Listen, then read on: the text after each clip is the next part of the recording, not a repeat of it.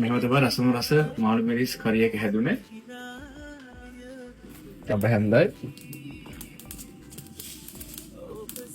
ඔලු වහල් ටිකකුයි. සූතර මාදුර පොඩ්ඩයි.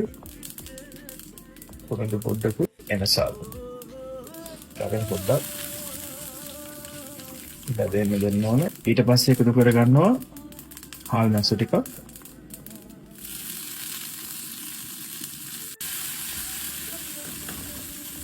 හාල් නැසු එකත් එක්කම දාගන්න සුදු ලුණු රම්පෙත් පාරකුයි.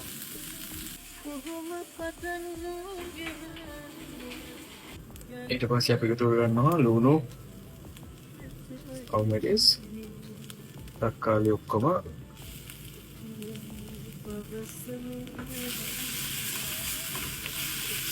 ගොරම එකතු කරන අමුතුන පහ හැඳි දෙකකුයි පහකොඩු හැන්දකුයි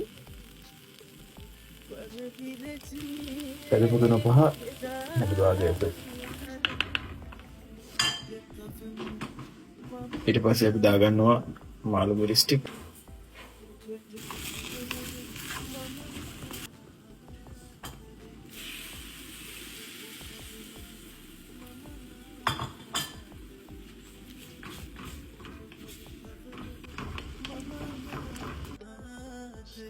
පිකිරිය එකතු කරලා මේක අපේ දැන් මාළු මිරිස් එකේ දාපු කිරි ටික හිඳිලා මාළු මිරිස් හොඳට තැම්බිලා තියෙනවා. දෙවෙනි වටේ කිරි ටික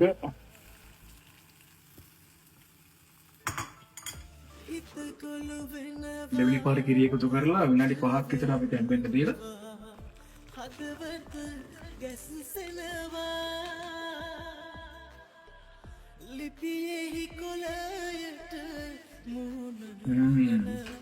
මේක මාළු මේකත් එක්ක පොසම් වල තිබ්බනම් බත් මරන්න පුළුවන්.